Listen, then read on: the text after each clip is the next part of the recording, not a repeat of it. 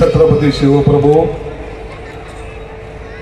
परमपूज्य डॉक्टर बाबासाहेब आंबेडकर यांना मानवंदना करून आजच्या कार्यक्रमाला उपस्थित आदरणीय भंतेजी, माझे सहकारी कॅबिनेट मंत्री अतुलजी सावे, प्रदीपजी जयस्वाल, व्यासपीठावरील सर्वच मान्यवर, समोर उपस्थित सर्व महिला भगिनी बांधव आणि ज्यांनी हा कार्यक्रम आयोजित केला ते सर्वच जण, कारण अतुलने सर्वांचं नाव घेतलेलं आहे आणि इथं बसलेले आयोजित करणारे लोक इतके हुशार आहेत. मला भाऊ म्हणे लवकर 10 वाजता पाणी येणार आहे ना. अरे सत्कार ठेवला तेव्हा तो पाणी येणार आहे, लोक उठून जातील. आणि आमचे कलाकार तुम्हाला तर माहिती आहे, आम्ही तर कमी बोललो, हे तो इतका बोललाय की आता मलाच काय बोलावं कळालं. मला वाटतं शहरामध्ये सर्वात अनेक वर्षांतर घडलेला हा एकमेव असा कार्यक्रम असेल. 10 वाजायला आले तरी सर्व लोक बसलेले. माझ्याकडे सर्वजण आले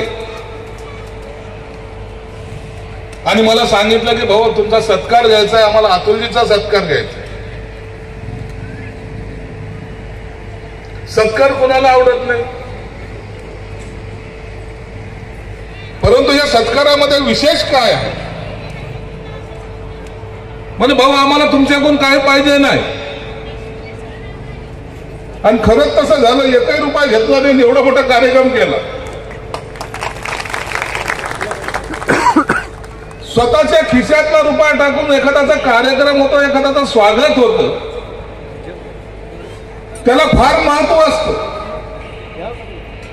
मी अनेक नेते माझ्या आयुष्यात पाहिलेले सत्कार करून घेतात, स्वतःच्याच पैसे देतात आणि जाहिरात छापून आणतात, स्वतःचेच पैसे देतात, लोकांना जेवायला बोलवतात आणि तोच नेता होऊन जातो. आम्ही तर ते फाटक्या माणसं घ्यायला आपल्याला चिंता नाहीये. कार्यकर्त्याचं बळ जेव्हा पाठीशी असतं त्या टायमाला चिंता नसते. तुम्हा सर्वांचं मी मनापासून अभिमानानं तुमचं स्वागत करतो की खऱ्या अर्थानं तुम्ही या समाजाला तर एकत्र केलंच केलं, परंतु नवी दिशा द्यायचं काम सुद्धा आमच्या सारख्याकडून करायचा प्रयत्न केला.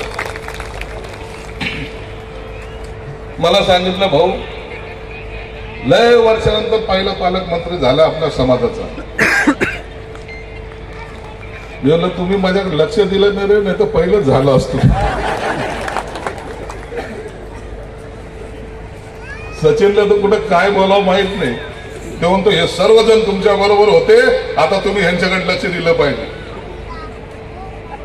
मला माहिती कधी कोण कोण होतं कोण कोण नाही, परंतु हे राजकारण नव्हतं, जाऊ द्या. मी त्याची चिंता कधी केली नाही. मी कधी कोणत्याही बसलेल्या एकाही माणसानं सांगावं, मी कधी त्याला फोन करून सांगितलं नाही तू का माझ्या विरोधात गेला, तू माझ्या विरोधात का काम केलं म्हणून कधी विचारलं नाही, कधी विचारायची गरज नाही पडली.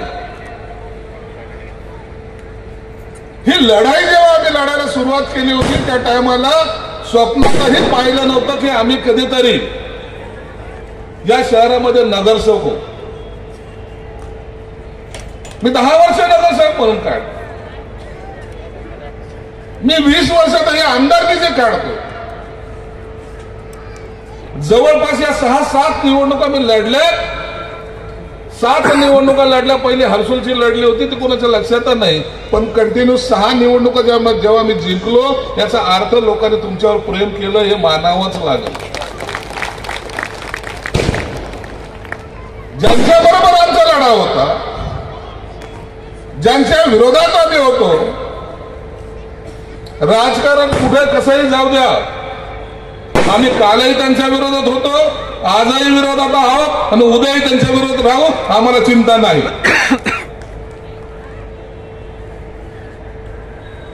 तुम्ही म्हणाले कोणाच्या विरोधात बोलायला काही कळायलाच मार्ग नाही. तो हैदराबादवाला यायचा, काय जोरात भाषण करायचं, अरे बापरे. आणि लोक येण्यासारखे त्याच्या मागात जायचे, लोक येण्यासारखे त्याच्या मागात जायचे. आमच्या चुकीमुळे 2 वेळा निवडून आले. त्यांना वाटलं या शहरावर कब्जा आमचा होतो की काय, परंतु या शहरावर कब्जा कुणाचा नाही. या शहरावर राज्य करेल ते इथलची जनता करेल, दुसऱ्याची हिंमत सुद्धा होणार नाही.